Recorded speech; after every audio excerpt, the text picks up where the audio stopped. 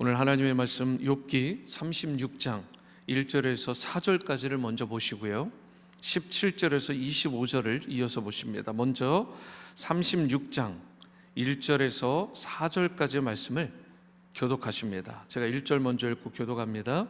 엘리후가 말을 이어 이르되 나를 잠깐 용납하라. 내가 그대에게 보이리니 이는 내가 하나님을 위하여 아직도 할 말이 있음이라. 내가 먼 데서 지식을 얻고 나를 지으신 이에게 의를 돌려보내리라.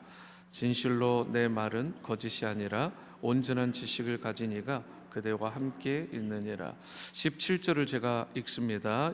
우리 25절까지 교독하십니다. 이제는 악인의 받을 벌이 그대에게 가득하였고 심판과 정의가 그대를 잡았나니 그대는 분노하지 않도록 조심하며 많은 뇌물이 그대를 그릇된 길로 가게 할까 조심하라. 그대의 부르짖음이나 그대의 능력이 어찌 능히 그대가 곤고한 가운데서 그대를 유익하게 하겠느냐. 그대는 밤을 사모하지 말라. 인생들이 밤에 그들이 있는 곳에서 끌려가리라.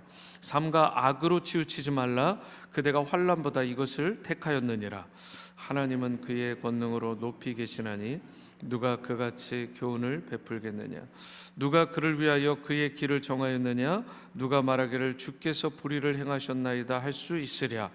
그대는 하나님께서 하신 일을 기억하고 높이라. 잊지 말지니라. 인생이 그의 일을 찬송하였느니라. 25절입니다.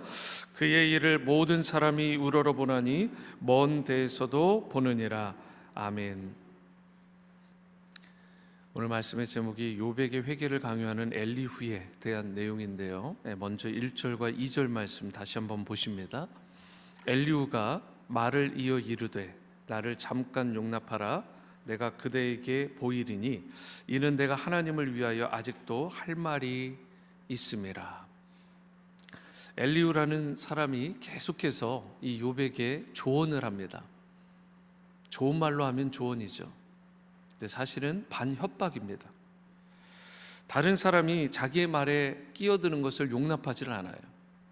자기가 하던 말을 계속 할 테니까 너는 듣기만 하라는 것입니다. 이것이 엘리후가 욥에게 취했던 행동입니다. 자기 말만 하는 거예요. 내가 조금 더 말할 테니까 기다려달라면서 뭐라고까지 얘기하냐면 자신이 하나님을 대신해 할 말이 있다, 이렇게 이야기를 합니다.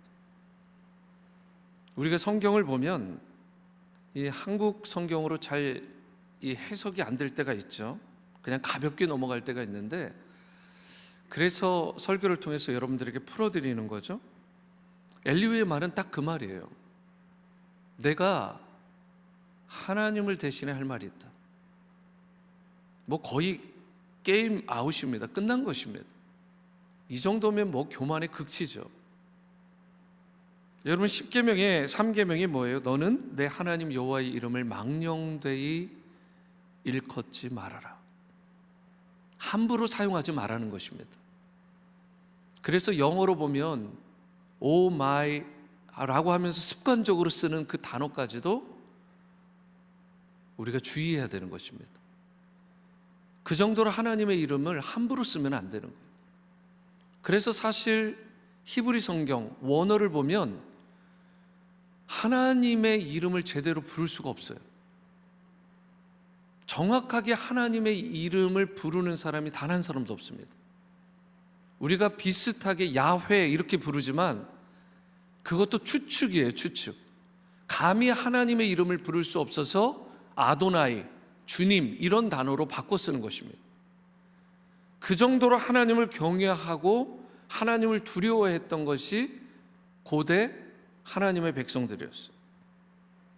그런데 지금 그러한 시점에서 엘리후가 뭐라고 하냐면 내가 하나님을 대신해서 할 말이 있어. 함부로 하나님의 이름을 빙자해서 자기 말을 이어가고 있는 것입니다. 내 말이 곧 하나님 말이야, 이런 뜻이잖아요. 우리가 굉장히 조심하고 주의해야 될 부분이죠. 내가 지금 하는 이야기, 내가 가진 생각이 마치 하나님과 동일하다, 너는 듣고만 있어라, 이런 거 아니에요? 그렇게 되면 여러분 관계가 제대로 세워질 수 없어요. 미팅 같은 게 제대로 좋은 방향으로 세워질 수가 없는 것입니다. 한 12명이 모이면 내 생각 맞고 나머지 11명 다 틀리다는데 독불장군이잖아요. 여러분, 그렇게 되면 공동체 하나됨과 아름다운 하모니를 이룰 수가 없는 것입니다. 3절 말씀에도 보시면 자신은 지식을 먼 곳에서 얻었대요. 그리고 하나님께 자신의 의로움을 드러낼 수 있답니다. 그러면서 하는 이야기가 자기 말은 결코 거짓이 아니다. 그 중에 가장 심각한 게 뭔지 아세요? 4절입니다. 자신을 온전한 지식을 가진 이라고 지칭해요. 이 굉장히 두려운 말이죠. 내 지식은 완전하다, 온전하다, 이런 이야기를 하고 있습니다. 반면에 너는 미숙해, 어린애 같아. 내 이야기를 들어야 돼. 정말 심각한 것이죠. 여러분, 내가 받은 은혜도 있지만 다른 분들이 받은 은혜도 있습니다. 나의 신앙의 수준이 이 정도면 다른 분들도 수준이 그 정도는 돼요. 근데 어떤 분들을 보면 자기의 수준은 굉장히 높은 것으로 착각하세요. 그리고 다른 사람들을 깔아뭉갭니다. 낮게 보는 거예요. 여러분, 그게 엘리후의 모습이고 하나님께서 그에게 지적하시는 모습이에요. 그런 모습 갖지 말라는 것입니다. 엘리후는 교만했을 뿐만 아니라 상대방의 말을 들을 귀도 없고요, 지혜도 없었던 인물입니다. 사실 다른 사람의 말에 귀를 기울이지 않는 태도 이 자체가 엘리후에게 지혜가 없다라는 것을 증명하는 것입니다. 다시 한번 설명드려요. 듣는 귀가 없는 사람은 지혜가 없는 것입니다. 우리가 지혜가 있다라는 것은 다른 사람들의 말을 경청할 수 있는 성숙함이 있다라는 거예요. 그래서 일방적으로 말하는 게 자기가 굉장히 지혜 있고 지식적인 사람이라고 말할지 모르지만, 생각할지 모르지만 아닙니다. 잘 들어주는 사람, 헤아려주는 사람, 항상 누군가에게 버팀목이 되어줄 수 있는 사람, 그 사람이 지혜자고 성숙한 사람인 것입니다. 저는 바라기로 여러분과 저 우리 모두가 이런 성숙하고 겸손하고 지혜 있는 성도로 세워지는 이 새벽 될 수 있게 되기를 주님의 이름으로 축원합니다. 빌립보서 2장 3절에도 뭐라고 얘기했냐? 오직 겸손한 마음으로 자기보다 남을 낮게, 시옷자죠, 자기보다 남을 높게 여기라라고 명령하셨어요. 우리가 성탄의 계절 12월에 이 자세가 필요한 것입니다. 하늘보다 높으신 예수님이시오. 하나님의 본체이십니다. 하나님이신 그분이세요. 그런데 그분이 2000년 전 자신을 비우시고 이 땅에 성육신 하셨잖아요. 그리고 사람과 같은 취급을 받으셨어요. 우리는 사람이니까 당연하게 느낄지 모르지만 하나님이신 그분이 사람과 같은 취급을 받았다는 건 엄청나게 하찮은 인물로 취급을 받았다는 것입니다. 우리가 상상할 수 없는 수준으로 취급을 받은 거예요. 비천하게, 낮게 취급을 받은 것입니다. 하나님이신 그분이. 여러분, 우리도 예수님을 닮는다라는 것은 그 예수님처럼 낮아지고 겸손해지는 거잖아요. 욥기를 통해 계속해서 큐티해서 욥기가 다 끝나면 끝났다라고 할 것이 아니라 이 가운데에서 정말 메시지가 무엇인가? 그것은 성탄의 메시지와 딱 연결되는 것입니다. 겸손하고 낮아지고 온유해야 되는 것입니다. 우월감에 젖은 사람은 상대방을 공감하지 못해요. 자기가 우월하다고 생각하니까 상대방에게 답만 주려고 하지 그 사람의 입장에서 같이 아파하지 않습니다. 자기 자신의 지식을 전달하기 바쁜 거예요. 우리 주변에 이런저런 일로 아파하는 그런 주변 사람들 있잖아요. 그분들에게 자꾸 답이나 방법을 제시하려 하지 말고 그저 여러분과 제가 그 마음을 알아주고 함께 웃을 때는 웃어주고 함께 울어야 될 때는 우는 그러한 성도가 될 수 있게 되기를 축복합니다. 엘리후는 자기 우월감에 빠진 사람이라고 말씀을 드렸잖아요. 굉장히 우월감에 빠져 있습니다. 이런 사람의 특징은 뭐냐면 다른 사람들에게 쉽게 상처를 줍니다. 그리고 이게 중요한 포인트. 이런 사람, 자기 우월감에 빠진 교만한 사람은 하나님의 영광을 가로채버려요. 하나님의 영광을 가려버리는 것입니다. 제가 날짜를 카운트해 보니까 이제 약 18일 후면 2023년은 영원히 역사의 뒤안편으로 사라집니다. 얼마 남지 않았습니다. 그런데 우리가 이 시점에 혹 사려 깊지 못한 엘리야와 같은 그런 모습으로 인해서 내가 지난 한 해 동안, 지난 시간 동안 다른 사람에게 상처 준 일은 없는지, 누군가에게 용서를 구해야 될 일은 없는지, 저 사람이 나한테 용서를 구해야 되는데 아직도 나한테 쏘리를 안 하네? 여러분, 이게 아니라 내가 누군가에게 용서를 구하고 내가 누군가의 상처를 준 일은 없는지를 돌아봐야 될 시점입니다. 그리고 하나님께 그 부분들을 가지고 회개의 은총을 구하고, 그리고 그 사람에게도 겸손히 자신을 낮추어 우리가 sorry, 내가 미안하다라고 용서를 구할 수 있는 그런 성숙함이 있어야 될 줄 믿습니다. 진실한 말과 애정 어린 표현으로 서로를 감싸줘야 돼요. 그리고 상처를 치유해야 되고, 예수 그리스도의 사랑과 온유로 서로를 따뜻하게 대해주고 품어줘야 됩니다. 제가 감히 드릴 말씀은 아니지만 참 감사하게도 저에게 들려주시는 이야기 가운데 하나가, 목사님이 오신 뒤로 따뜻해지는 것 같아요, 이런 이야기를 하세요. 제가 뭐라고, 사실 따뜻함을 줄 수만 있다면 저를 다 내어 던질 수 있죠. 여러분, 교회는 따뜻한 온기가 있어야 됩니다. 그렇죠? 여러분, 서로가 서로를 대하면서 따뜻한 미소를 줄 수 있는 사람이 돼야 되는 것입니다. 그런데 내가 가는 곳마다, 누군가가 가는 곳마다 이 엘리후처럼 냉랭해지고 막 서로 찌르고 상처 주고 아픔 주고 정죄하고 판단하고 교만한 막 그런 것들이 가득하면 그 교회 행복할 수 없는 것입니다. 차가울 수밖에 없는 거예요. 저와 여러분들이 참으로 사람과 사람이 살아가는 이 시대, 또 그리스도의 몸된 교회를 이루는 성도로서, 한 지체로서 서로가 서로를 따뜻하게 대해주고 또 품어주는 그러한 성도들로 계속해서 설 수 있게 되기를 축복합니다. 17절 말씀 보십니다. 이제는 악인의 받을 벌이 그대에게 가득하였고 심판과 정의가 그대를 잡았나니. 엘리후는 욥이 악인이 받을 벌을 받으며 심판과 정의가 욥을 붙잡았다, 이렇게 말을 해요. 그리고 21절과 같이 욥이 악을 택했기 때문에 지금의 환난을 경험하는 것이라고 말을 합니다. 이 말을 종합해 볼까요? 욥이 악인이라는 말 다시 하고 있는 거예요. 너 악인이야. 진짜 우리가 피해야 될 말이잖아요. 함부로 사람에 대해서 악인이야 막 이러면서 그를 정죄하면서 뭐라고 하냐면, 너 악인이니까 네가 심판받는 거야. 앞에서 새 친구들이 욥에게 퍼부었던 악담하고 전혀 다를 바가 없어요. 그러면서 19절이요, 그대의 부르짖음이나 그대의 능력이 어찌 능히 그대가 곤고한 가운데서 그대를 유익하게 하겠느냐. 이 말이 뭐예요? 더 심각한 말입니다. 당신이 아무리 발버둥 쳐도 무슨 유익이 있겠느냐.